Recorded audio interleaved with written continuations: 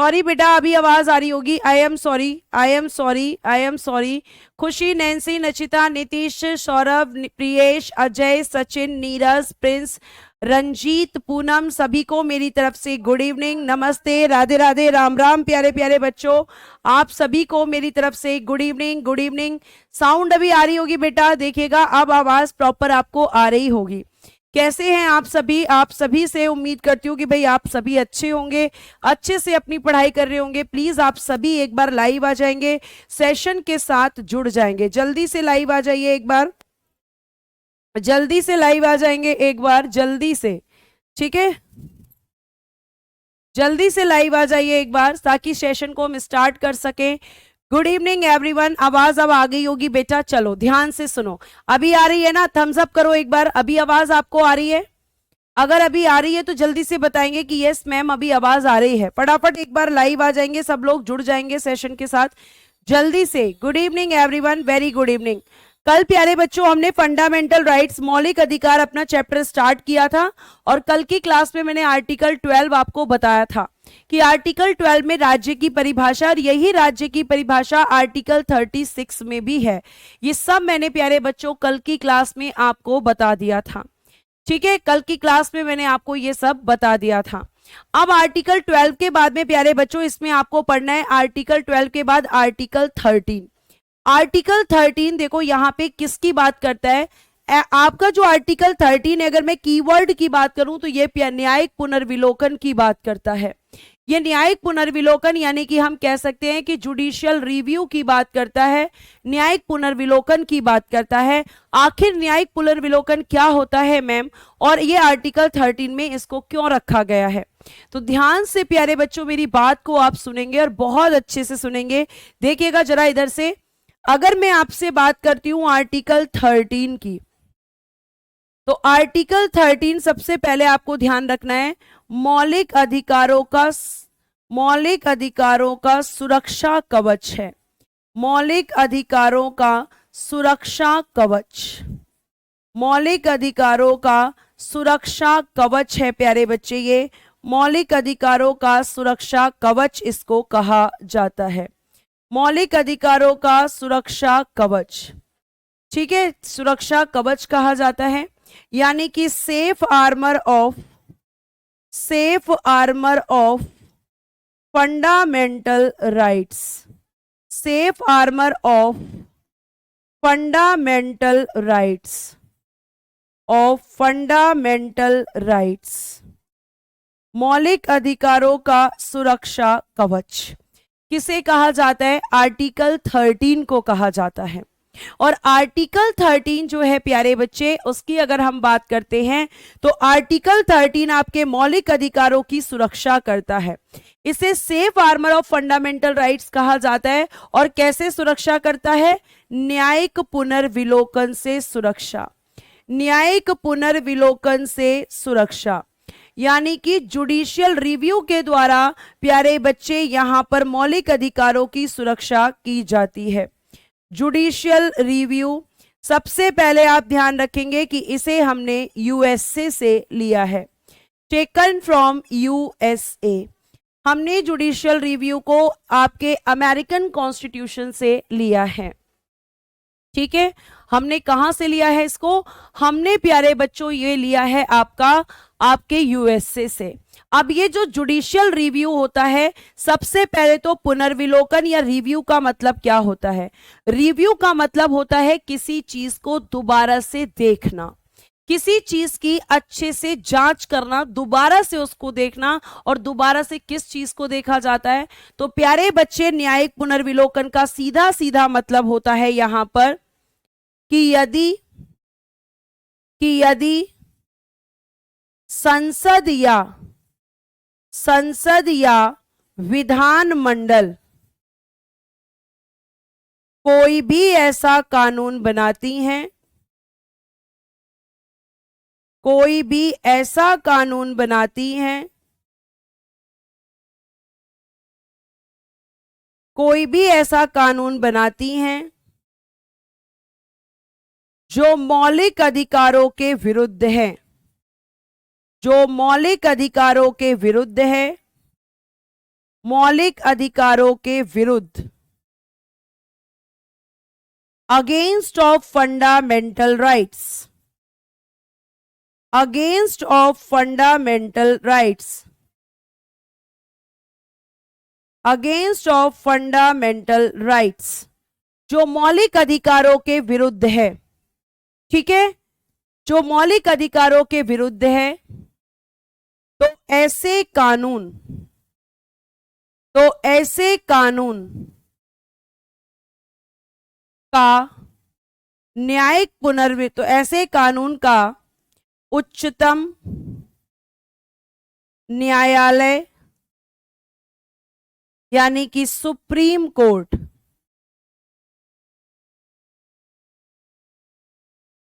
या और high court, उच्च न्यायालय, तो ऐसे कानून का उच्चतम या उच्च न्यायालय न्यायिक पुनर्विलोकन करके, न्यायिक पुनर्विलोकन करके, न्यायिक पुनर्विलोकन करके उसे रद्द घोषित कर सकते हैं, उसे रद्द यानी कि कैंसिल, उसे रद्द घोषित कर सकते हैं। ठीक है, उसे रद्द घोषित कर सकते हैं, यह आपको ध्यान रखना है, नोट कीजिए इसे।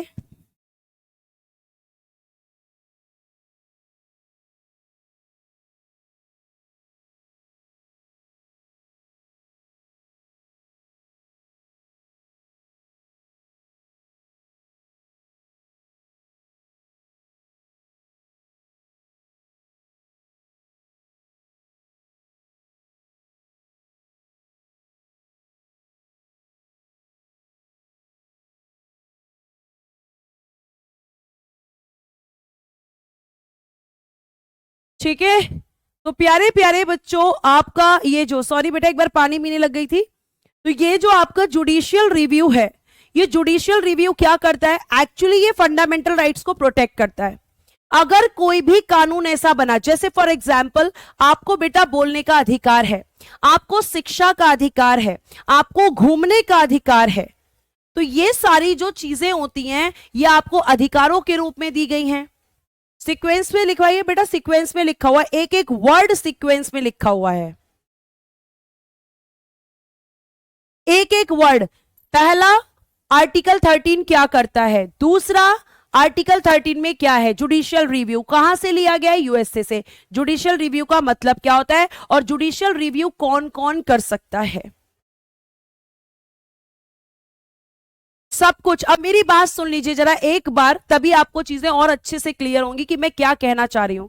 मैं ये कहना चाह रही हूं प्यारे प्यारे बच्चों कि आपका आर्टिकल 13 आपके मौलिक अधिकारों की सुरक्षा करता है।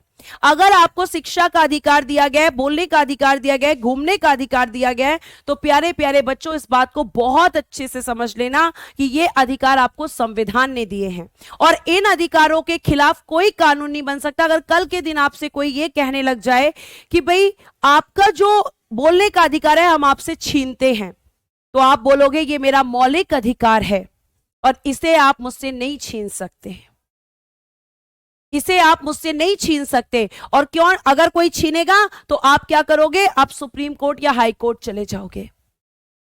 कोई ऐसा कानून नहीं बन सकता। जैसे आपको शिक्षा का अधिकार है और आपको शिक्षा का अधिकार किसने दिया है, संविधान ने।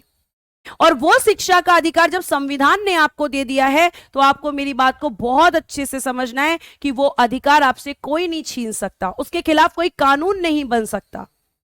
अगर बन गया तो उस कानून को कैंसिल कर दिया जाएगा। मैं इसको एक डायग्राम के थ्रू आपको समझाती हूं, जिन बच्चों को समझ में नहीं आया उन्हें भी समझ में आएगा, देखना। प्यारे बच्चों, आप सभी एक कप देखा होगा। कप किसके लिए काम आता है, हम मैम कप में टी या फिर कॉफी पीते हैं, लेकिन आज हम कॉफी नहीं पिएंगे, हम टी पिएंगे। ये रहा आपका कप, ठीक है, इसके अंदर आएगी आपकी चाय। अब ये चाय किससे छानी जाती है? तो एक छलनी होती है, ठीक है। चाय किससे छानी जाती है बेटा? मैम छलनी से। चाय छानने के लिए एक छलनी होती है, ठीक है, ये आपकी छलनी है। अब ध्यान से सुनना, इस छलनी के अंदर बहुत सारे लॉज हैं बेटा, ध्यान से सुनना, बहुत सारे लॉज हैं।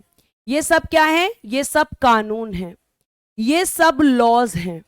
और ये लॉज कहां पर हैं? छलनी के अंदर। छलनी के अंदर क्या फंसता है? चाय पत्ती। ध्यान से सुनना। अब प्यारे बच्चे, इनमें से कुछ लॉज ऐसे हैं, ये वाले लॉज ऐसे हैं जो कि प्योर लॉज हैं, प्योर लॉज यानी कि शुद्ध कानून है। शुद्ध कानून का मतलब है मौलिक अधिकारों का उल्लंघन नहीं करते। तो ये वाले लॉज कहां आ जाएंगे? इस कप के अंदर। कप के अंदर क्या आता है? मैम प्योर टी आती है। तो ये क्या आ गए आपके इस कप के अंदर? प्योर लॉज, शुद्ध कानून आ गए। क्यों? क्योंकि ये मौलिक अधिकारों के विरुद्ध नहीं है। लेकिन आपके ये वाले जो कानून हैं, दूसरा पेन लेते हैं, ये कैसे हैं? ये आपके मौलिक अधिकारों के खिलाफ हैं, मौलिक अधिकारों के विरुद्ध है। अगर इन कानूनों को लागू किया तो आपके मौलिक अधिकार आपसे छिन जाएंगे, मौलिक अधिकारों के विरुद्ध। तो प्यारे बच्चे, ये कानून कभी लागू नहीं होंगे क्योंकि ये अशुद्ध कानून है, ये मौलिक अधिकारों के विरुद्ध हैं। और मैम अगर गलती से लागू हो गया तो, अगर मैम गलती से लागू हो गया तो अगर गलती से कोई कानून यहां आ गया इस कप के अंदर, तो प्यारे बच्चे इसे आपकी न्यायपालिका, इस कानून को न्यायपालिका क्या कर देगी? न्यायपालिका इसका करेगी जुडिशियल रिव्यू, न्यायपालिका इसका करेगी न्यायिक पुनर्विलोकन, और प्यारे बच्चे इसे रद्द घोषित कर देगी, इसे कैंसिल कर देगी। ये आपका आर्टिकल 13 जुडिशरी को पावर देता है। क्या ये बात समझ में आई? अब समझ में आई अच्छे से? जल्दी बताइए, क्या आपको ये बात समझ में आई? बताइए, ये किसके अगेंस्ट है ये वाले लॉस? तो मैम ये है against of fundamental rights, against of fundamental rights. यानी ऐसे कानून जो मौलिक अधिकारों के विरुद्ध है वो कभी लागू नहीं होंगे, और अगर गलती से लागू हो गए तो क्या किया जाएगा? ऐसा कानून जो गलती से लागू हो गया और ये मौलिक अधिकारों के विरुद्ध है, तो न्यायपालिका इसका जुडिशियल रिव्यू करेगी और कहेगी इसे कैंसिल करो, क्योंकि ये मौलिक अधिकारों के कानूनों को छीनता है। समझ आ गया? थम्स अप्स करेंगे सारे बच्चे फटाफट से एक बार। बहुत बढ़िया, बहुत बढ़िया, शाबाश, थैंक यू बच्चा रिस्पॉन्स देने के लिए, है ना। तो आपको अब समझ में आ गया होगा, कोई भी ऐसा लॉ जो मौलिक अधिकारों के विरुद्ध है वो लागू नहीं होगा। अगर लागू हो गया तो उसका जुडिशियल रिव्यू होगा और उसे जुडिशरी कैंसिल कर देगी। क्लियर है बेटा? ध्यान रखिएगा।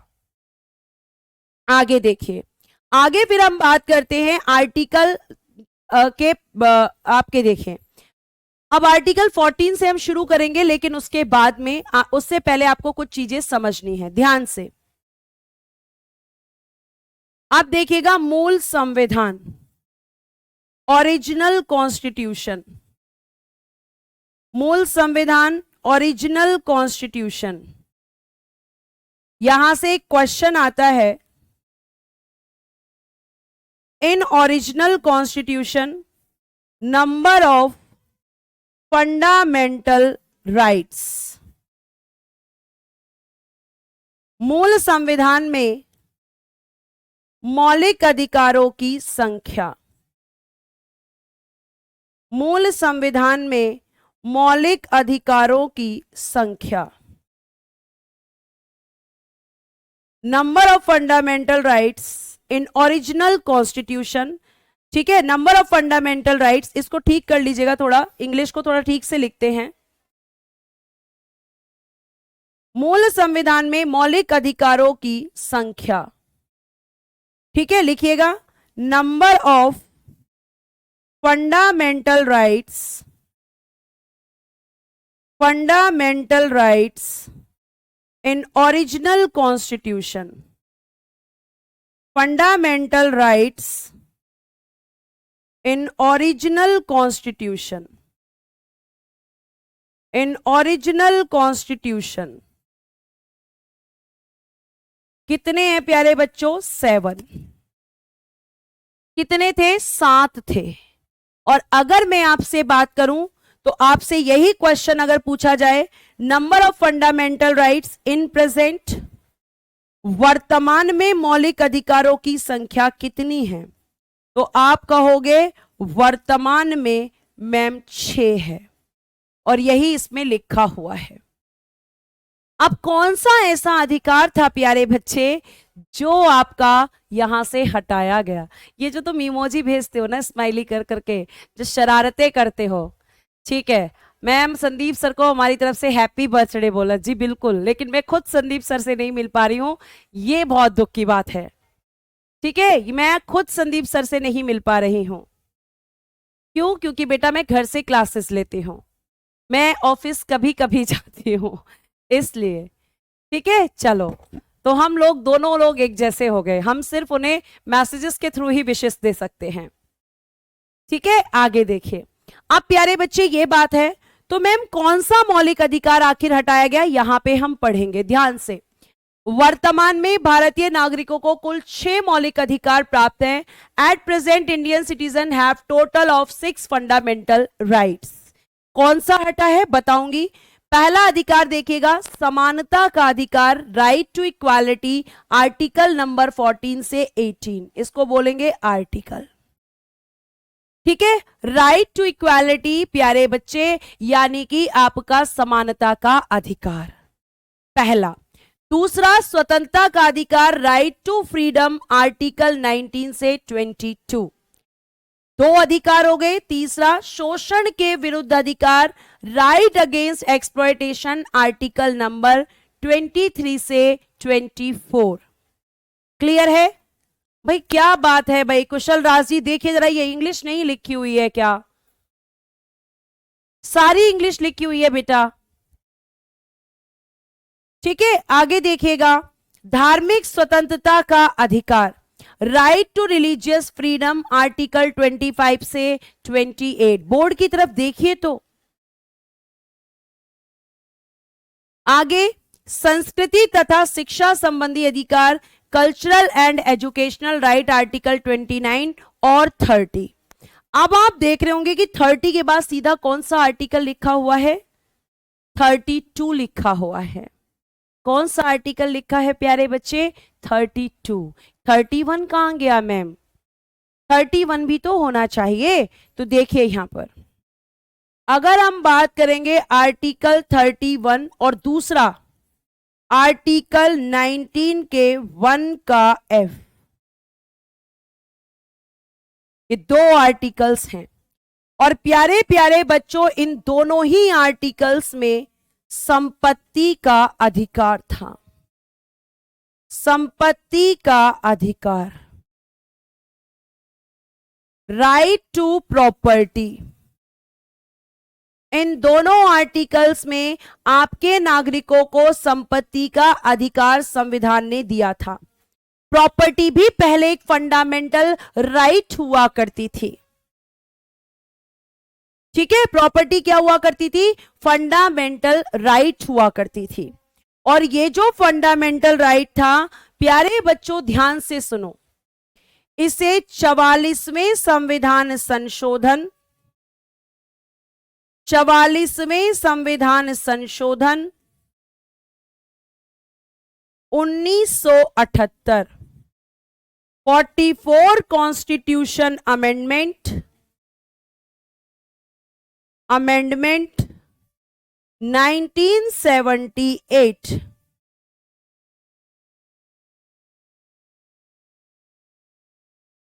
अमेंडमेंट 1978, 44।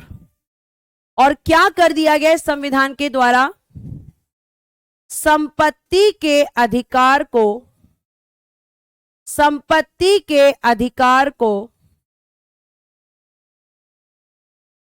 हटाया गया, यानी कि रिमूव कर दिया गया।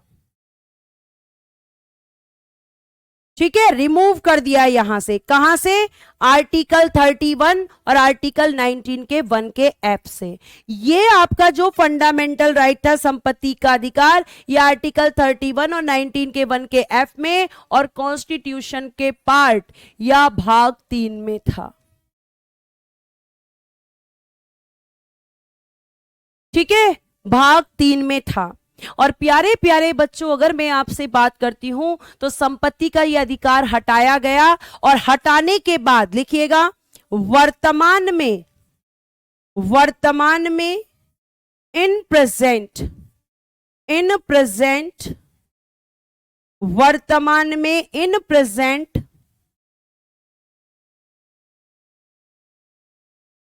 संपत्ति का अधिकार, राइट टू प्रॉपर्टी,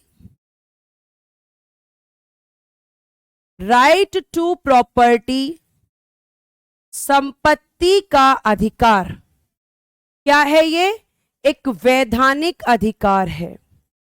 वैधानिक अधिकार, ऐसे अधिकार जो कोर्ट द्वारा दिए जाते हैं उन्हें हम लीगल राइट्स कहते हैं। वैधानिक अधिकार है, एक लीगल राइट है।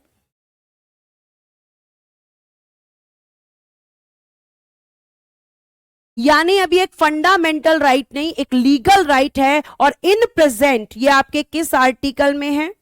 आर्टिकल नंबर 300 का कैपिटल ए। स्मॉल लिखोगे तो गलत हो जाएगा। रीजन क्या है बताऊंगी, थोड़ा सा पेशेंस रखो बेटा, एक एक करके ही तो चीजें बता सकती हूं। ठीक है, उसके बाद यहां पे ये कौन से पार्ट में है इन प्रेजेंट, कौन से भाग में है? तो पार्ट 12 में है। और ये एक लीगल राइट है और आर्टिकल 300 के ए में है, capital A, not small. Thank you Anju. ठीक है, स्मॉल नहीं है, स्मॉल लिखोगे तो गलत हो जाएगा। मैम स्मॉल और कैपिटल में क्या अंतर होता है? बेटा अगर आप इसको लिखोगे 300 का स्मॉल ए तो ये गलत हो जाएगा। क्यों? क्योंकि स्मॉल लेटर जो डिनोट करता है वो ये डिनोट करता है कि आर्टिकल 26 जनवरी 1950 को संविधान में था। ध्यान रखिएगा, अगर कोई भी आर्टिकल अमेंडमेंट के थ्रू ऐड होता है तो वो कैपिटल वर्ड से डिनोट होता है। किससे डिनोट होता है? कैपिटल वर्ड से। अगर बाय अमेंडमेंट उसे ऐड किया जाता है, अगर उसे संशोधन के द्वारा जोड़ा जाता है। अब बात यहां पे हो रही है कि मैम इसे क्यों हटाया गया। बेटा देखो, ध्यान से सुनना कहानी की तरह। देखो, जब आपका देश आजाद हुआ, ठीक है, तो उस समय संपत्ति किसके पास है? आपके पास, मेरे पास, मतलब हमारे पास का मतलब है कि भारत की जनता के पास। ठीक है, हिंदी में क लिखेंगे बेटा, क। ठीक है, तो यहां पे क्या हुआ कि जब प्रॉपर्टी हमारे पास थी तो हम कहते थे ये हमारा अधिकार है और अधिकारों को कोई नहीं छीन सकता, कोई भी छीनेगा तो हम कोर्ट चले जाएंगे। हमें यह भी अधिकार था कि हम सीधा सुप्रीम कोर्ट या हाई कोर्ट जा सकते थे अगर कोई हमारे अधिकारों को छीनता था। अब किसके पास है प्यारे बच्चे, किसके पास है प्रॉपर्टी? तो आप कहोगे मैम प्रॉपर्टी हमारे पास थी, सरकार आ रही है, सरकार हमारे पास चल के आ रही है, सुनो ना भैया हमें तुम्हारी जमीन चाहिए। अब वो कह रहे, हम कह रहे हैं हम क्यों दें अपनी जमीन तुम्हें? सरकार कह रही है दे दो भैया, पैसे दे देंगे आपको। आप कह रहे हो ना ना मैं तो नहीं दूंगा, मेरी जमीन है। सरकार कह रही है अरे भैया मुझे इंफ्रास्ट्रक्चर डेवलप करना है, मुझे हॉस्पिटल बनाने, स्कूल बनाने, रोड बनाने, तो उसके लिए तो जमीन चाहिए। हवा में थोड़ी बनाऊंगी, हवा में तो नहीं बना सकती, तो जमीन तो मुझे चाहिए। अब यहां पे लोगों ने कहा नहीं हम नहीं देंगे, हमें उस सब से कोई मतलब नहीं है, तुम्हें जो करना है करो। सरकार बड़ी परेशान। अब सरकार जबरदस्ती छीन रही है तो लोग सीधा सुप्रीम कोर्ट पहुंच गए। अब सुप्रीम कोर्ट भी परेशान कि यार क्या है ये सब। सुप्रीम कोर्ट ने क्या बोला कि इसका सॉल्यूशन निकालते हैं। और सॉल्यूशन क्या निकाला? ये कहा गया इसे फंडामेंटल राइट से बाहर करो। अगर बाहर नहीं किया तो समस्या खत्म नहीं होगी, इसे तुरंत यहां से बाहर निकालो। भाई निकाल दिया। संसद ने कहा मैं अभी संशोधन करती हूं और इसे बाहर फेंकती हूं फंडामेंटल राइट से। संसद ने तुरंत कौन सा संशोधन किया? 44वां संशोधन करके कहा कि आज से संपत्ति का अधिकार मौलिक अधिकार नहीं है, आज से ये एक वैधानिक अधिकार है। यानी अब सरकार तुम्हारे पास चलकर आती है और कहती है अपनी जमीन दे दो, तो तुम मना नहीं कर सकते, तुम्हें देनी पड़ेगी, तुम्हारे पास चॉइस नहीं है। हां, तुम कब कोर्ट जा सकते हो? जब सरकार तुम्हारी जमीन भी ले ले और तुम्हें रुपया भी ना दे। अरे मैम, सरकार ने जमीन भी ले ली और पैसा भी नहीं दे रही, फिर क्या होगा? तो फिर आप कोर्ट जा सकते हो। ठीक है, फिर आप कोर्ट जा सकते हो। लेकिन यह कहकर कि हमारी सरकार ने जमीन ले ली है, यह कहकर अब आप कोर्ट नहीं जा सकते। आप तभी जा सकते हो जब सरकार आपकी जमीन भी ले ले और आपको उसके बदले में पैसा भी ना दे। क्लियर हुआ? अच्छे से समझ आया? अगर आया तो थम्स अप चाहिए। और आप सब जो मेरी इतनी देर से तारीफ कर रहे हैं उसके लिए आपका बहुत शुक्रिया, धन्यवाद प्यारे बच्चों। मेरा बर्थडे नहीं है आज, संदीप सर का बर्थडे है, आज तीज है तो इसलिए मैंने सूट डाला है। बर्थडे किसका है? संदीप सर का, मेरा नहीं है। भ्रम में मत रहो, मुझे बर्थडे विश मत करो, ठीक है? चलो, नहीं बेटा मेरा बर्थडे नहीं है। चलिए आगे चल सकते हैं। तो ये था आपका संपत्ति का अधिकार। अब देखो लास्ट आपका कौन सा? अब संपत्ति का अधिकार तो हट गया। तो पहले आपका संपत्ति का अधिकार था तो 7 थे, अब कितने हैं 1978 के बाद? 1978 के बाद है प्यारे बच्चों आपके पास 6 अधिकार। अब छठा कौन सा है?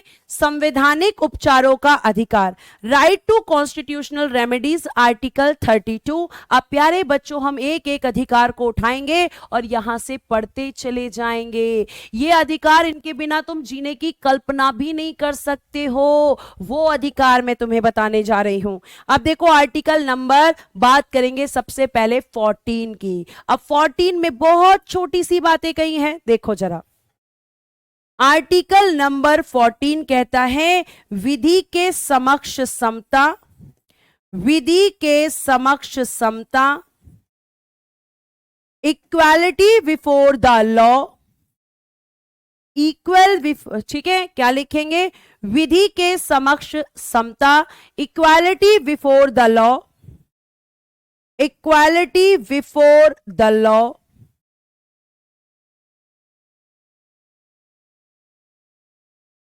Equality before the law.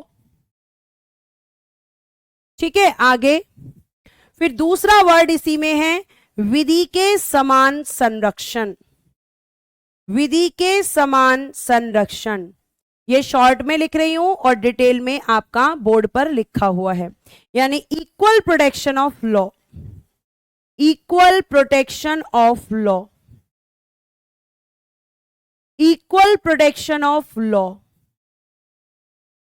ठीक है, अब देखो ये विधि के समक्ष समता जो वर्ड है कहां से लिया है? ब्रिटेन से, टेकन फ्रॉम ब्रिटेन, ब्रिटेन से लिया है, taken from Britain, taken from Britain. और ये कहां से लिया है विधि के समान संरक्षण? यूएसए, यूएसए से, taken from USA, taken from USA. अब मैम इसका मतलब क्या है? बस इतना सा मतलब है कि कानून की नजर में सब बराबर हैं, कोई ना ऊंचा न कोई नीचा, सब बराबर हैं। कानून कहता है क्राइम करोगे तो तुम्हारा कोई भी धर्म हो, तुम किसी भी जाति के हो, तुम गोरे हो काले हो, हमें कोई फर्क नहीं पड़ता। या फिर तुम कहीं, जैसे मैं आपको एग्जांपल देती हूं कि एक व्यक्ति है ए, एक व्यक्ति है बी, एक व्यक्ति है सी, एक व्यक्ति है डी। ये अमीर है, ये आपका रिच है, ये गरीब है, ये हिंदू है, ये मुस्लिम है। वो कह रहा है कि मुझे कोई फर्क नहीं पड़ता, तुम कहां से हो, तुम्हारी जाति क्या है, तुम्हारा धर्म क्या है, मुझे बस इतना पता है कि तुम अपराधी हो और अगर तुमने अपराध किया है तो तुम्हें सजा मिलेगी। वेलकम सतेंद्र, तुम्हें सजा मिलेगी। सीधी सी बात कह रहा है कि कानून की नजर में कोई ऊंचा नीचा नहीं होता, कोई धर्म कोई जाति कानून की नहीं होती। उसे तो सिर्फ इतना समझ में आता है कि तुम क्रिमिनल हो और तुमने क्राइम किया है। समझ आया? बात आ गई समझ में? आ गई हो तो थम्स अप्स करते चले जाया करो और प्यारी प्यारी सी स्माइल भी दे दिया करो। सामने तो ले नहीं सकती, यहीं पे देख के खुश हो जाती हो। ठीक है, आगे चल दिए। आगे प्यारे बच्चों, अगर हम बात करेंगे आर्टिकल नंबर 15, तो जरा ध्यान से समझना, मैं लिखकर कुछ चीजें आपको बता रही हूं। देखो, जो आर्टिकल नंबर 15 है, इसमें कहा गया है भेदभाव का प्रतिषेध। भेदभाव का प्रतिषेध, prohibition of discrimination, prohibition of discrimination, prohibition of discrimination, of discrimination, prohibition of discrimination। Clear? आगे आगे अगर हम बात करते हैं तो फिर आपका किस आधार पे भेदभाव नहीं करना है, तो आर्टिकल 15 का सब क्लॉज 1 बताता है कि आपको भेदभाव के आधार, किन आधारों पर भेदभाव नहीं करना, कौन से ग्राउंड्स हैं जिनके आधार पर भेदभाव नहीं होगा। तो पहला धर्म, ठीक है, दूसरा मूलवंश, तीसरा जाति, चौथा लिंग और पांचवा जन्म स्थान, और पांचवा जन्म स्थान। धर्म यानी कि रिलीजन, मूलवंश यानी कि रेस, जाति यानी कि कास्ट, लिंग यानी कि जेंडर, और प्यारे बच्चों प्लेस ऑफ बर्थ। ये वो आधार हैं, ये वो ग्राउंड्स हैं जिनके आधार पर किसी के साथ भेदभाव। अब किसी का मतलब क्या मैम, विदेशी भी आएंगे? नहीं बेटा, कोई भी भारतीय नागरिक, कोई भी भारतीय नागरिक, कोई भी भारतीय नागरिक, ठीक है, कोई भी भारतीय नागरिक के साथ धर्म मूलवंश जाति लिंग जन्म स्थान के आधार पर भेदभाव मत करना। पहला आर्टिकल 15 कह रहा है भेदभाव मत करो। अब फिर दूसरे ने पूछा किस आधार पे नहीं करना, तो आपने कहा 5 आधार हैं। और ये किसके लिए आर्टिकल 15? केवल और केवल प्यारे बच्चों हमारे लिए है। यानी आपके संविधान में, ध्यान से सुनना, आर्टिकल 15, ठीक है, आर्टिकल 16, आर्टिकल 19, आर्टिकल 29 और प्यारे प्यारे से शोने से बच्चों आर्टिकल 30। ये आपके 5 आर्टिकल्स केवल किसके लिए हैं? Only for Indian citizens, only for Indian citizens, केवल भारतीय नागरिकों के लिए हैं, केवल भारतीय नागरिकों के लिए, केवल भारतीय नागरिकों के लिए, केवल भारतीय नागरिकों के लिए, ओनली फॉर इंडियन सिटीजन्स। केवल हमारे लोगों को मिलेंगे, ये विदेशियों को नहीं मिलेंगे। इसके अलावा जितने आर्टिकल्स हैं सब विदेशियों को भी मिलेंगे, लेकिन ये नहीं मिलेंगे। अब ये क्यों जोड़ा गया मैम? क्योंकि बेटा आपके इतिहास में आपने पढ़ा होगा कि आपके यहाँ पर धर्म के आधार पर, जाति के आधार पर, रंग के आधार पर भेदभाव होता था। तो क्या कह रहा है? अब करके देखो भेदभाव, अब बताऊंगा तुम्हें। नहीं कर सकते, करोगे तो जेल की हवा खानी पड़ेगी, रोटी खानी पड़ेगी, पैसे जुर्माना देना पड़ेगा। करके दिखाओ, ठीक है, करके दिखाओ। नहीं कर सकते क्योंकि ये आर्टिकल साफ मना कर रहा है। अब मैम कहां नहीं कर सकते ये भी बता दो। तो इसका जवाब कौन दे रहा है? इसका जवाब देगा आर्टिकल 15 का सब क्लॉज 2, लेकिन मैं आपको लिखकर बता देती हूं। आर्टिकल 15 का सब क्लॉज 2 किसका आंसर कर रहा है? 15 के 1 का। ये कह रहा है कि सार्वजनिक स्थानों पर भेदभाव नहीं। ये कह रहा है सार्वजनिक स्थानों पर भेदभाव नहीं, स्थानों पर भेदभाव नहीं, भेदभाव नहीं। ठीक है, ये आपको ध्यान रखना है। तो आप क्या लिखोगे, आप लिखोगे सार्वजनिक स्थानों पर भेदभाव नहीं, यानी कि prohibited of discrimination, prohibited of discrimination, prohibited of discrimination, discrimination on the public places, on the public places, on the public places. अब ये पब्लिक प्लेसेस क्या होते हैं मैम, सार्वजनिक स्थान क्या होते हैं मैम? तो प्यारे प्यारे से बच्चों, सार्वजनिक स्थान उन्हें कहते हैं जहां पर अगर हम कहें सरकार का पैसा लगा है। जैसे एग्जाम्पल ले लो, एग्जाम्पल क्या क्या है, एग्जाम्पल है मैम कुआं, ठीक है, एग्जाम्पल है तालाब यानी कि पॉन्ड, एग्जाम्पल है नदियां यानी कि रिवर्स, एग्जाम्पल है मंदिर यानी कि टेम्पल्स, आपका एग्जाम्पल है पार्क। ये सब क्या है प्यारे बच्चे, सारे के सारे पब्लिक प्लेसेस हैं। रोड हो गए, रेलवे ट्रैक्स हो गए, बसेस हो गई, ट्रेन्स हो गई, ये सब पब्लिक प्लेसेस हैं। क्या है ये सब, पब्लिक प्लेसेस। और ये जो पब्लिक प्लेसेस हैं, इन पर आप जाने से किसी को रोक नहीं सकते, क्योंकि बेटा पहले के समय में लोगों को नदियों से, तालाबों से, कुओं से पानी नहीं लेने दिया जाता था। उच्च जाति ने निम्न जातियों का शोषण किया था।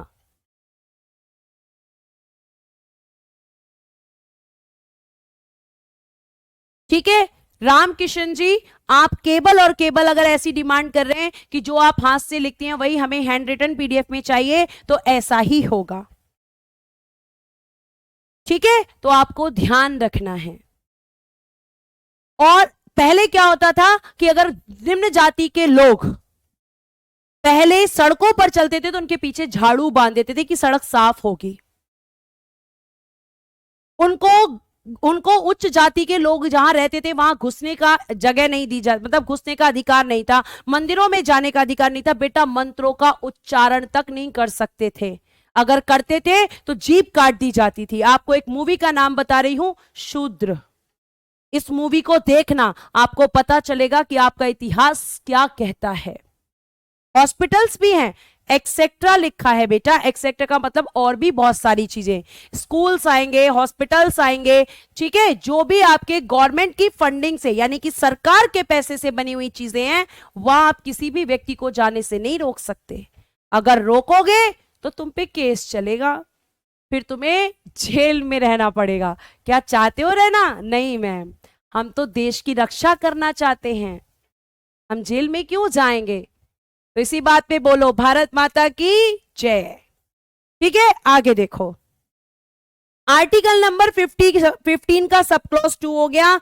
अब यहां पे एक आर्टिकल है, आर्टिकल नंबर 15 का सब क्लॉज 3, और आर्टिकल नंबर 15 के सब क्लॉज 3 में क्या है तो देखिएगा यहां पर, महिलाओं और बच्चों के लिए, महिलाओं और बच्चों के लिए, महिलाओं और बच्चों के लिए विशेष उपबंध, के लिए विशेष उपबंध, यानी कि special provision for, special provision for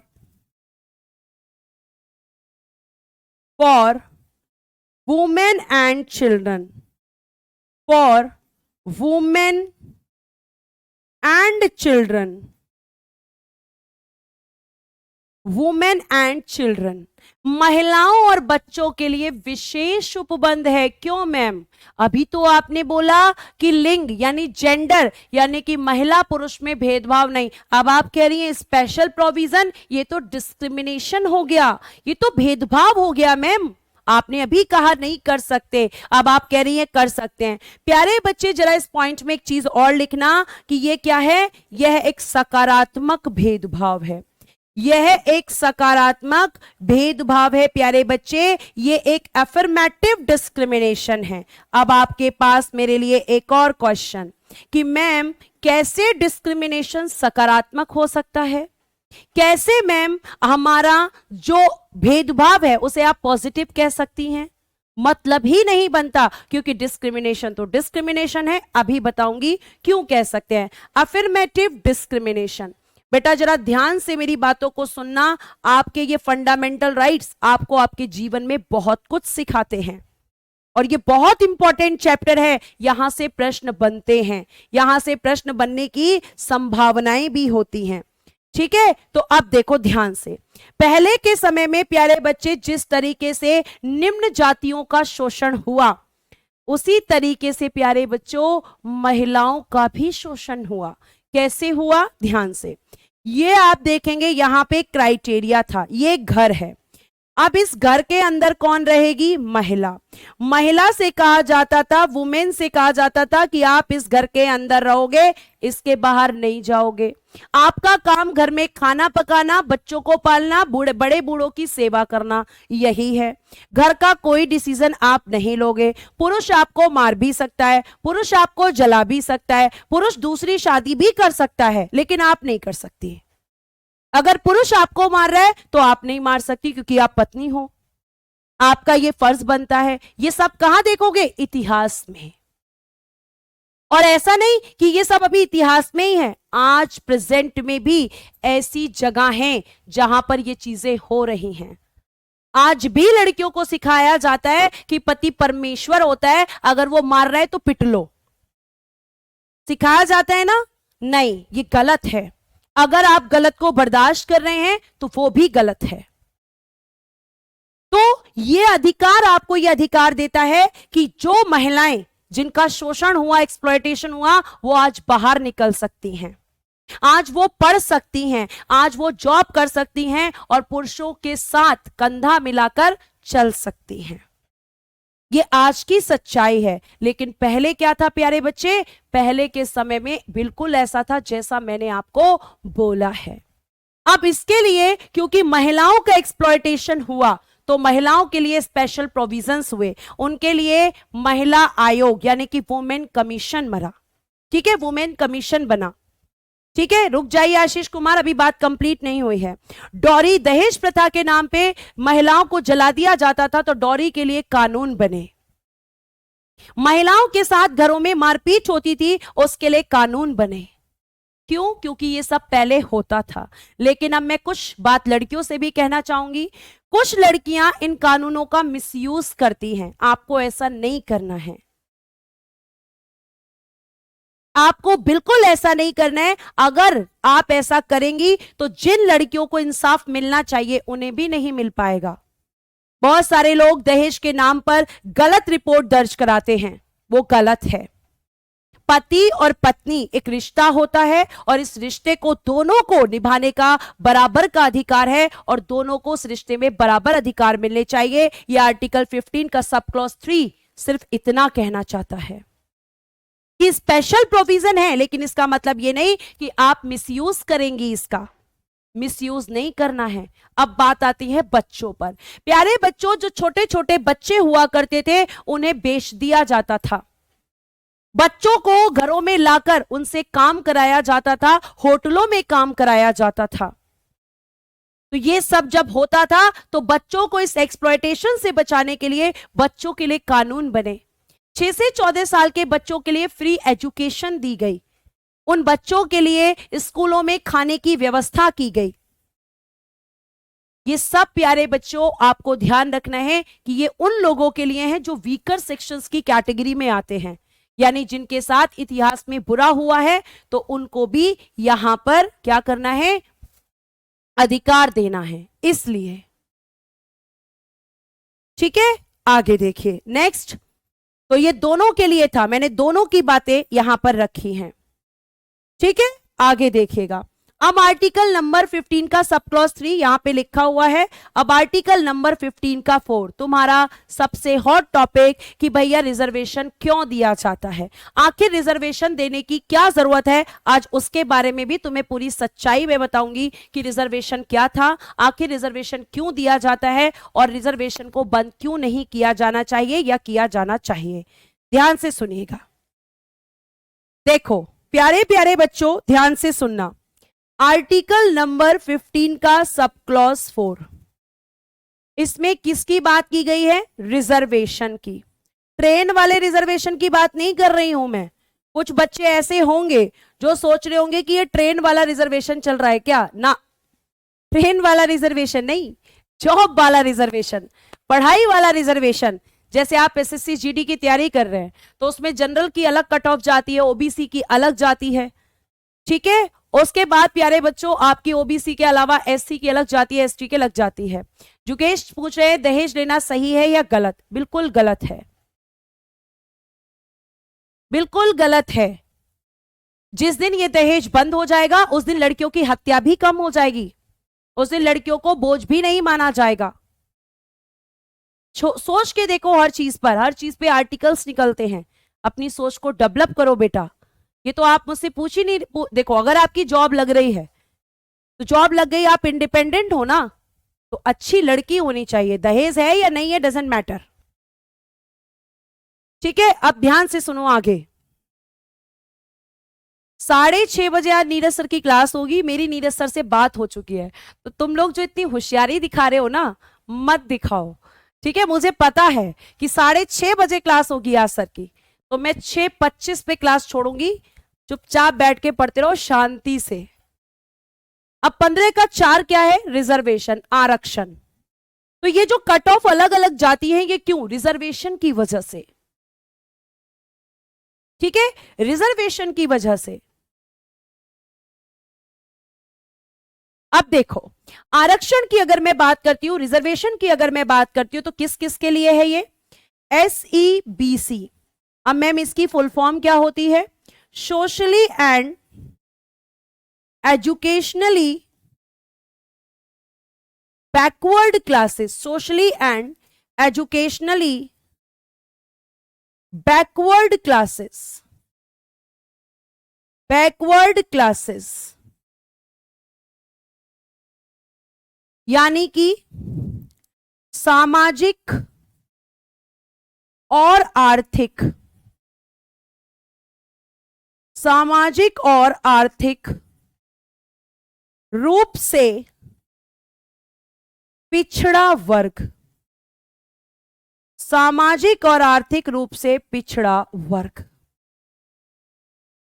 यानी ऐसे लोग जिनके पास सामाजिक तरीके से भी वो पिछड़े हुए थे और आपके शैक्षणिक दृष्टि से भी, उनको रिजर्वेशन दिया गया है, ठीक है। आगे देखिएगा। उसके बाद प्यारे बच्चों SC यानी कि शेड्यूल कास्ट, यानी कि अनुसूचित जाति, अनुसूचित जाति। और प्यारे बच्चे लास्ट है ST यानी कि शेड्यूल्ड ट्राइब्स, और इसको हम बोलेंगे अनुसूचित जनजाति। और प्यारे बच्चों आप मुझसे पूछेंगे कि इन लोगों को रिजर्वेशन कहां दिया गया, तो मैं आपको बताऊंगी कि इन सबको जो रिजर्वेशन दिया गया वो दिया गया सरकारी शैक्षणिक संस्थानों में, सरकारी शैक्षणिक संस्थानों में।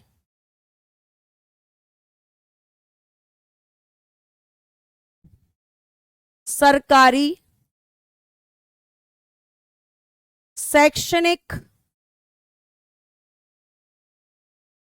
संस्थानों में,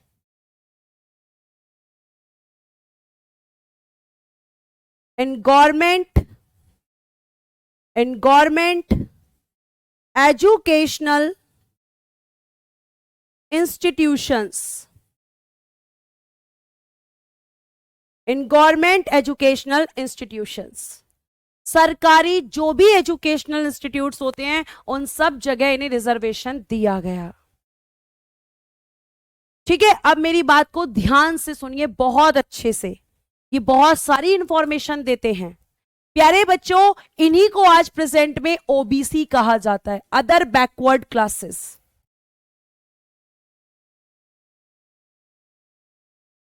अब ध्यान से सुनिए विवेकानंद जी, आप सभी के प्रश्नों का उत्तर मैं दूंगी। मुझे पता है ये हॉट टॉपिक होता है, जैसे ही मैं इस आर्टिकल को लेकर आती हूं क्लास में तहलका सा मच जाता है। ठीक है, तहलका नहीं मचाना है, मेरी बात सुनिए। अब देखो रिजर्वेशन पे आते हैं। बेटा रिजर्वेशन की जब बात की गई थी तो रिजर्वेशन इसलिए दिया गया कि जब आपका देश आजाद हुआ तो जो निम्न जाति के लोग थे, जो आपके जैसे एससी हैं, एसटी हैं, या फिर जिन्हें आप आज ओबीसी कहते हैं, वो सबकी स्थिति कैसी थी? सामाजिक और शैक्षणिक रूप से पिछड़े हुए थे वो लोग। साथ साथ उनके पास रोजगार नहीं था, एजुकेशन नहीं थी, क्योंकि एजुकेशन का अधिकार ही नहीं था।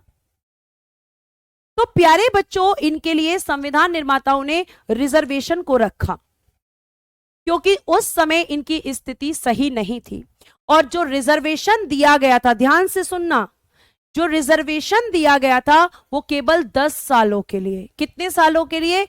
10 सालों के लिए, कि केवल 10 सालों के लिए देना है। 10 साल में ये लोग जो हैं ये अपना विकास कर पाएंगे, इन्हें हम इनके अधिकार बराबर देंगे।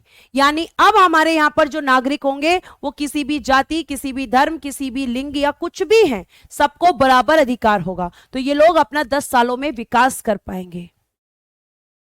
संविधान निर्माताओं ने इस बात को स्वीकार किया और 10 सालों के लिए रिजर्वेशन दे दिया। अब प्यारे बच्चों, ये रिजर्वेशन क्या हुआ कि इस रिजर्वेशन को जो पॉलिटिकल पार्टीज हैं उन्होंने वोट बैंक बना दिया, और ये हर साल अब बढ़ता रहा, हर 10 साल पे इसको इंक्रीज किया जाता रहता है। अब सुप्रीम कोर्ट चिल्ला रहा है, सुप्रीम कोर्ट कह रहा है कि जाति के आधार पर रिजर्वेशन बंद करो। अगर रिजर्वेशन देना है, अगर आरक्षण देना है तो क्रीमी लेयर, यानी कि आप आर्थिक आधार पर दो।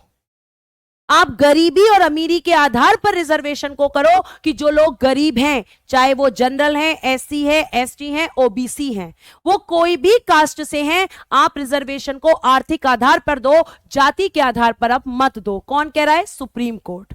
क्यों कह रहा है? क्योंकि प्यारे प्यारे बच्चों, एससी, एसटी, ओबीसी अगर हम बात करते हैं तो इन लोगों में भी अब ऐसे घर हैं जहां पर सारे के सारे ए ग्रेड ऑफिसर हैं, जहां पे सबके पास नौकरियां हैं। और सच बात यह है बेटा कि ये रिजर्वेशन जिसके पास जाना चाहिए उनके पास भी नहीं जा पा रहा, आज तक नहीं जा पा रहा।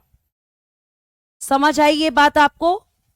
तो रिजर्वेशन की असलियत क्या थी और अब क्या कहा जा रहा है, लेकिन ये रिजर्वेशन के पॉइंट पे कोई बात नहीं करेगा। क्यों?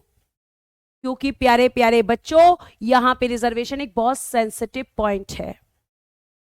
अब अगला है आपका,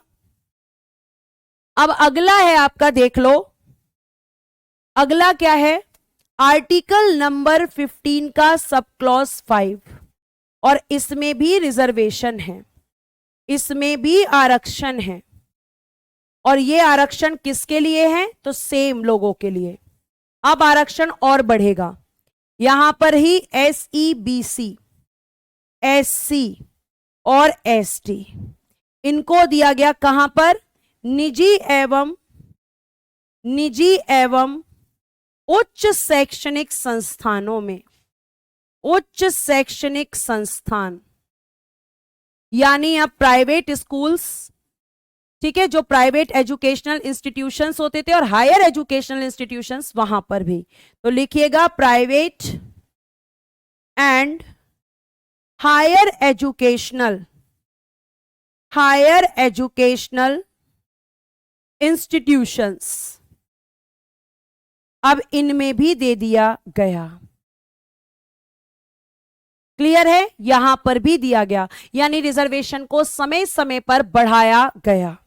रिजर्वेशन को समय समय पर बढ़ाया गया। जतिन सरोज जी, मैं कोई गलत बात नहीं कर रही हूं, ऐसा मैंने कुछ नहीं कहा है कि जिसमें आपको यहां पे गलत लगे। जो सुप्रीम कोर्ट ने कहा है, जो प्रावधान था वो मैंने आपको बताया है। अब गलत सही करने के लिए आप सुप्रीम कोर्ट में जाइए और वहां पर सुप्रीम कोर्ट के जज से कहिए कि आपने गलत स्टेटमेंट दिया है। और ये पूरी तरह से सच्चाई है कि रिजर्वेशन आज तक भी उन लोगों तक नहीं पहुंच रहा है जिन्हें सच में इनकी जरूरत है। जिनका कमेंट आ रहा है टाइम हो गया, वो क्लास से जा सकते हैं। मैं क्लास 1.5 घंटे लूंगी और 1.5 घंटे ही आपको पढ़ना पड़ेगा। आप क्यों नहीं समझते हैं? आपसे रिक्वेस्ट की है मैंने कि बेटा प्लीज मुझे टाइम चाहिए।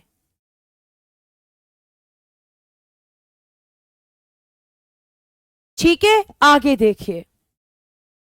आगे फिर प्यारे बच्चों आपका एक और आर्टिकल है। 2 आर्टिकल एक साथ आप पढ़ेंगे क्योंकि दोनों में एक ही बात है। 15 का 6 और आर्टिकल 16 का 6 एक साथ पढ़ाऊंगी। सबसे पहले ये लेटेस्ट आर्टिकल्स हैं, इन्हें ऐड ऑन किया गया है, इन्हें जोड़ा गया है। और ऐड ऑन किसके द्वारा? 103 संविधान संशोधन 2019, 103वां संविधान संशोधन 103 कॉन्स्टिट्यूशन अमेंडमेंट 2019। इन आर्टिकल्स को जोड़ा गया। अगर अभी मेहनत कर लोगे अगस्त में फ्री कर दूंगी और फिर आराम से पढ़ते रहना। ये टाइम वाले कमेंट्स नहीं आएंगे, अगर आएंगे तो फिर से मैं स्ट्रिक्ट हो जाऊंगी और नाम नोट करके ब्लॉक करवाना शुरू कर दूंगी। ध्यान रखना, पढ़ लो चुपचाप, ठीक है? शांति से पढ़ लो, आराम से। टाइम मत करो बिल्कुल भी, नहीं तो मुझे तुम्हारे साथ स्ट्रिक्ट होना पड़ेगा। अभी प्यार से बोल रही हूं, पढ़ लो। जैसे मम्मी पापा बोलते हैं ना, पढ़ लो आराम से, फिर नहीं सुनते तो तुम्हारी पिटाई होती है। ठीक है, अब आगे सुनिए। अब इसमें क्या है कि इनमें क्या कहा गया है मैम, इन दोनों आर्टिकल्स में? बेटा इन दोनों आर्टिकल्स में, ये जो दोनों आर्टिकल्स हैं, इनमें भी है रिजर्वेशन, इनमें भी है आरक्षण। और ये आरक्षण किसके लिए है? तो आप कहेंगे रिजर्वेशन दिया गया है ईडब्ल्यूएस को। ईडब्ल्यूएस की फुल फॉर्म लिखो, economic weaker sections, weaker sections, आर्थिक रूप से पिछड़ा वर्ग, आर्थिक रूप से पिछड़ा वर्ग।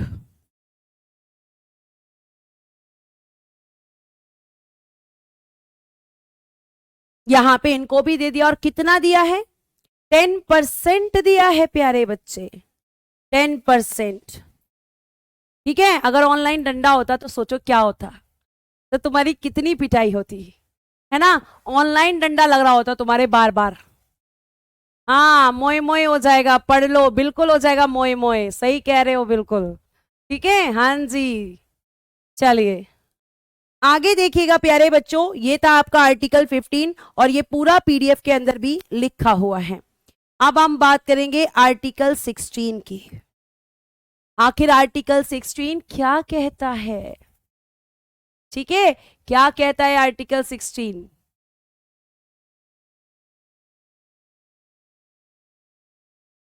ध्यान से, आर्टिकल नंबर 16 सीधा कहता है समान अवसर, समान अवसर,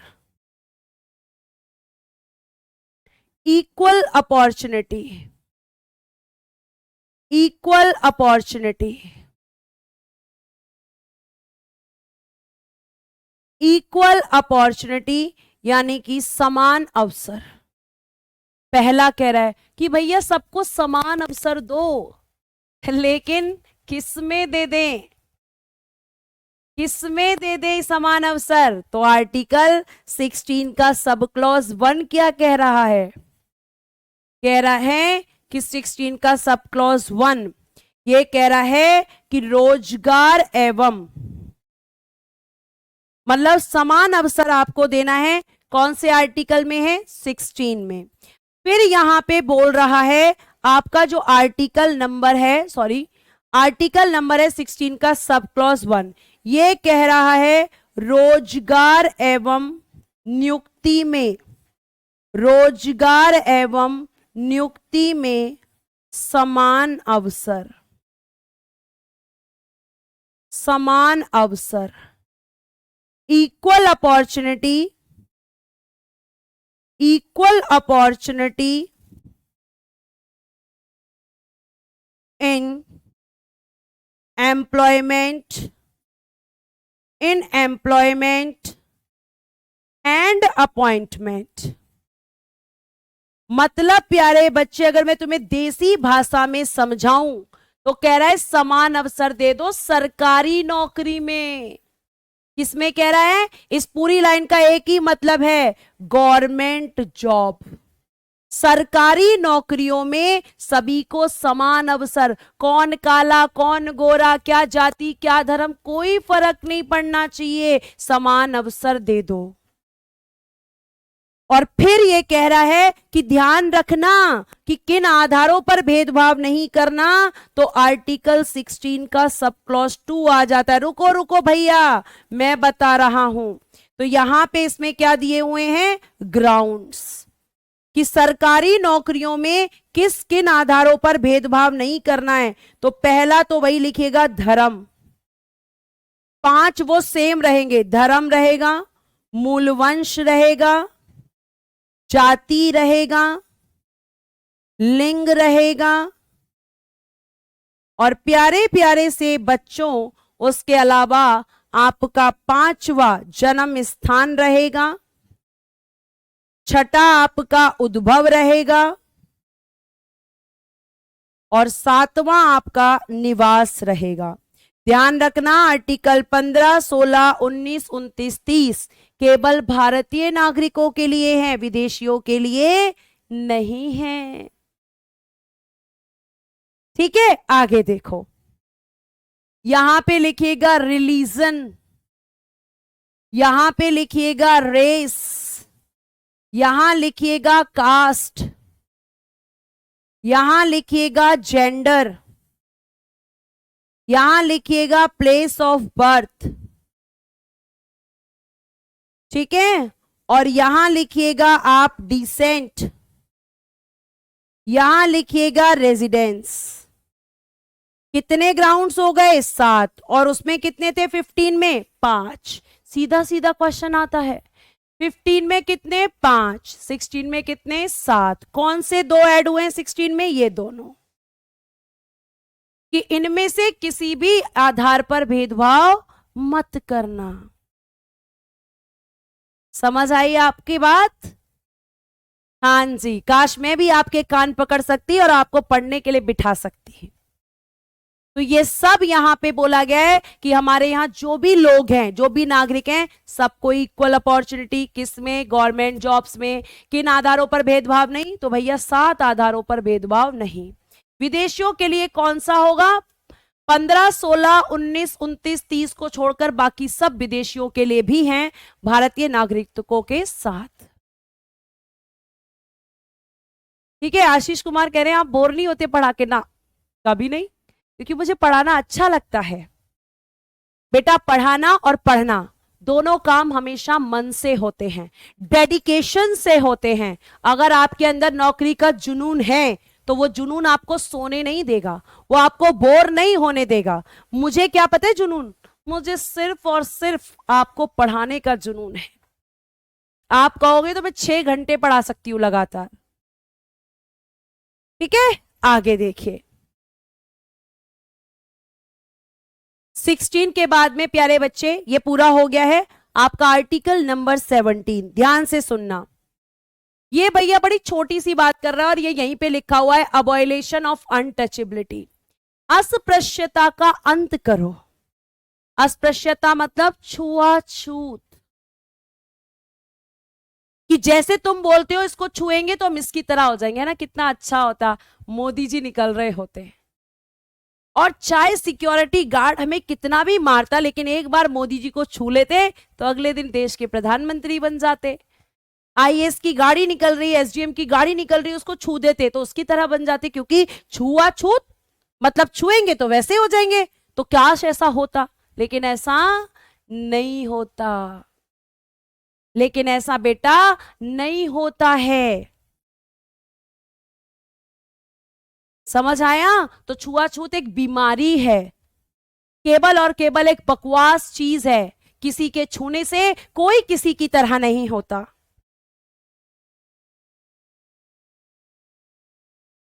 ठीक है, कोई किसी की तरह नहीं होता है। और यह जिम्मेदारी प्यारे बच्चों आर्टिकल 35 में संसद को अस्पृश्यता के संबंध में विधि बनाने की शक्ति प्रदान की गई कि संसद तुम्हें अस्पृश्यता को खत्म करना है। लेकिन अब संसद बड़ी दुखी।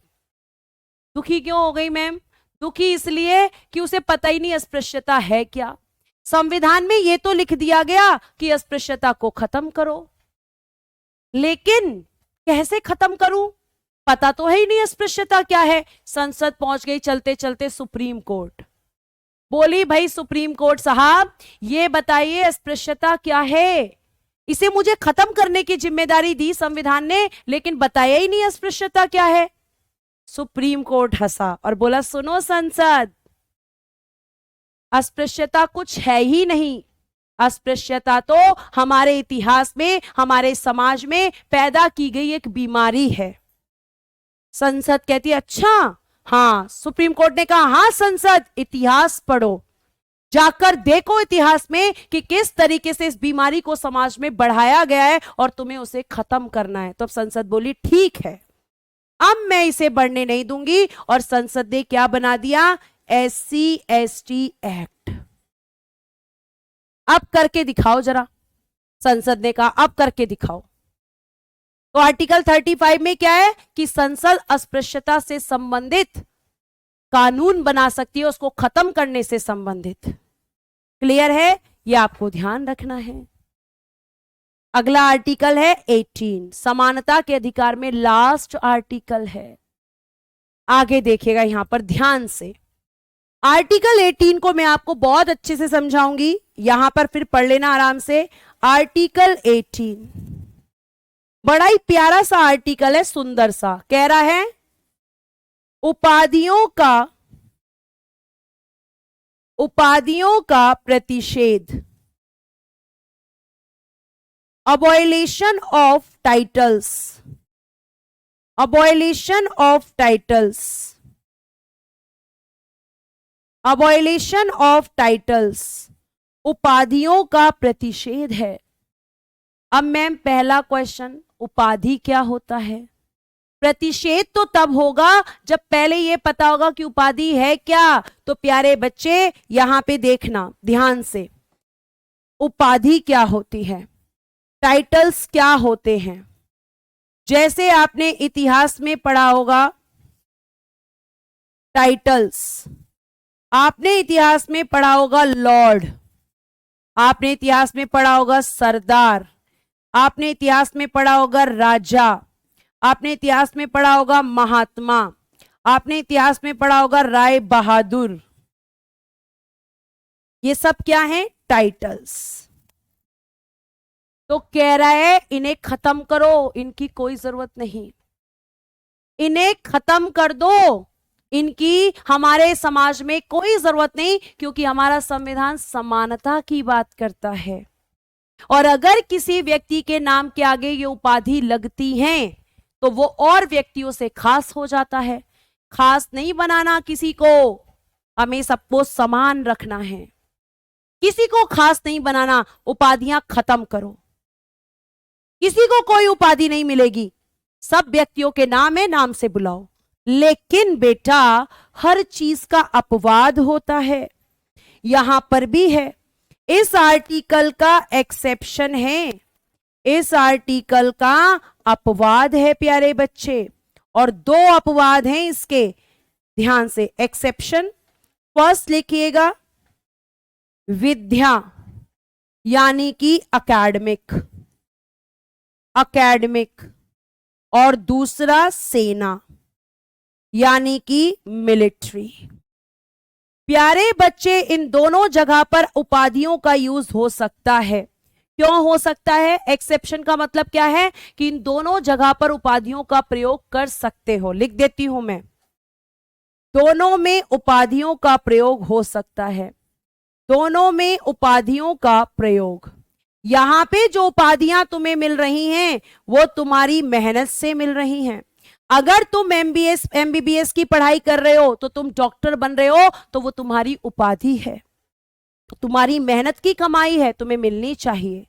अगर तुम किसी स्कूल में प्रिंसिपल हो तो तुम मेहनत से उस पद पर बैठे हो, और प्रिंसिपल अगर हो तो तुम्हें प्रिंसिपल ही कहा जाएगा। अगर तुम सेना में ब्रिगेडियर हो तो ब्रिगेडियर कहा जाएगा, अगर तुम सेना में कमांडर हो तो कमांडर कहा जाएगा, क्योंकि ये उपाधियां तुम्हें किसके लिए मिल रही हैं? तुम्हारे मेहनत के लिए। अब एक बच्चा कह रहा है पुरस्कार, अवार्ड। बेटा अवार्ड आपके टाइटल्स नहीं है। अवार्ड किसी भी व्यक्ति को इसलिए दिया जाता है ताकि वो व्यक्ति मोटिवेट हो सके, और उस व्यक्ति के मोटिवेशन के साथ और भी लोग मोटिवेट हों कि अगर हम भी अच्छा काम करेंगे तो हमें भी अवार्ड मिलेगा। तो अवार्ड क्या है? एक आपको प्रोत्साहित करने के लिए, आपको मोटिवेट करने के लिए दिया जाता है। लेकिन ध्यान रखना, अवार्ड का नाम, अवार्ड का प्रयोग भी आप अपने नाम के आगे नहीं कर सकते कि मैं पद्मश्री मोहन हूं, मैं पद्मश्री रजनी हूं, मैं पद्म भूषण निखिल हूं। नहीं, ऐसा नहीं करना, ठीक है? ये आपको ध्यान रखना है। Thank you Aditya. आगे आगे बात कर सकते हैं। ये हो गया 18। अब चलते हैं 19, और तुम्हें पूरी दुनिया की सैर भी करवाऊंगी इसमें मैं। अब ध्यान से सुनना बेटा, आर्टिकल 19 पूरा बोर्ड से पढ़ाऊंगी क्योंकि बहुत शॉर्ट में लिखा हुआ है, इससे शॉर्ट लिख भी नहीं सकते, ठीक है? इससे शॉर्ट लिख भी नहीं सकते। अब ध्यान से देखना, अगर मैं आपसे बात करती हूं आर्टिकल 19 के 1 की, तो इसमें 6 मूलभूत स्वतंत्रताएं हैं, लेकिन पहले कितनी थी? 7। अभी कितनी है? 6। पहले कितनी थी? 7। अभी कितनी है? 6। अब पहले 7 कौन सी थी वो भी बता देना, मैं बिल्कुल बताऊंगी बेटा, ध्यान से सुनो। आपका पहला आर्टिकल है वाक एवं अभिव्यक्ति की स्वतंत्रता, freedom of speech and expression, और ये किस में है?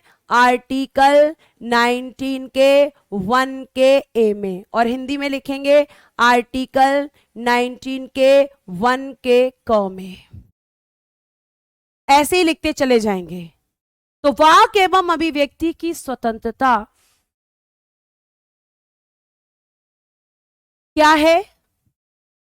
कि आप बोल सकते हैं, आपको बोलने का अधिकार है।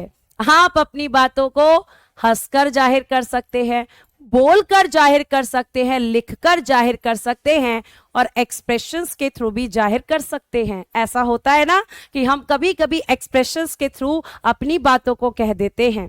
कभी कभी हम भाई बहन आपस में मस्ती करते हैं और मम्मी पापा हमें पूछते हैं बताओ किसने किया, तो हम कहते हैं, वो कहेगा बताना मत, वो भी कहेगा बताना मत, तो पता ही नहीं चलेगा। तो हमने क्या किया? अपनी बातों को कहा। बेटा आपको बोलने का अधिकार है, लेकिन उतना ही बोलना चाहिए जिसके बोलने से किसी दूसरे को नुकसान ना पहुंचे। आप घर में कई बार बहुत ज्यादा बोलते होंगे, और फिर आपके मम्मी पापा क्या करते होंगे? आपके मम्मी पापा कहते होंगे कम बोलो, आप कहते हो नहीं मैं तो ज्यादा बोलूंगा या बोलूंगी। अब ज्यादा बोलोगे तो फिर क्या होता है?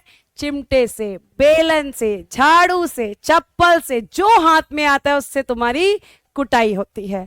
ऐसा होता है? जिस जिसके साथ होता है कमेंट बॉक्स में लिखेंगे, ठीक है? उसके साथ आप कमेंट बॉक्स में मेंशन करेंगे। और प्यारे बच्चों, ये जो फर्स्ट है इसके और भी एग्जाम्पल्स हैं। आर्टिकल 19 के 1 के ए में प्यारे बच्चे बहुत सारी चीजें आती हैं, जैसे प्रेस की स्वतंत्रता, फ्रीडम ऑफ प्रेस आता है। क्या आता है इसमें? Freedom of press, freedom of press, press की स्वतंत्रता आती है। और एग्जाम्पल क्या है?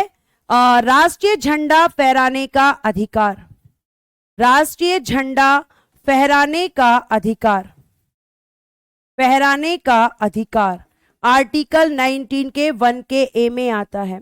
Right to fly national flag, right to fly, ठीक है, नेशनल फ्लैग,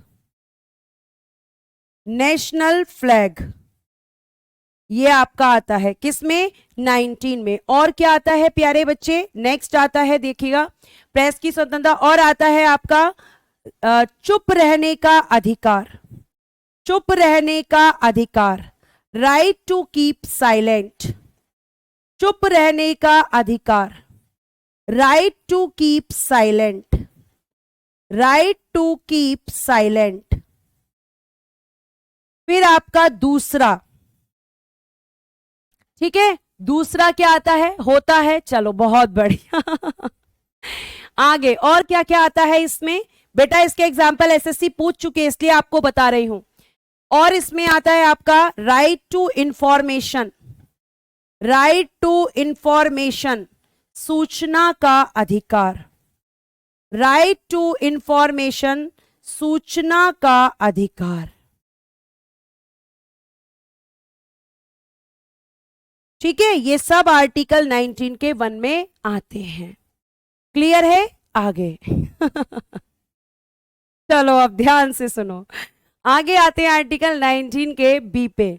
ठीक है, ध्यान से सुनिएगा। प्रेस मतलब मीडिया, कपड़ों पे करने वाली प्रेस नहीं, वो उसकी कोई स्वतंत्रता नहीं होती है, वो आपके कंट्रोल में होती है।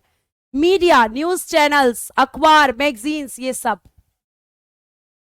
ठीक है, आगे देखिए। उसके बाद प्यारे बच्चों आर्टिकल 19 के 1 का बी, ये क्या है, 19 के 1 का बी क्या कह रहा है, शांतिपूर्ण एवं निरायुध सम्मेलन की स्वतंत्रता, freedom of peaceful and unarmoured assembly.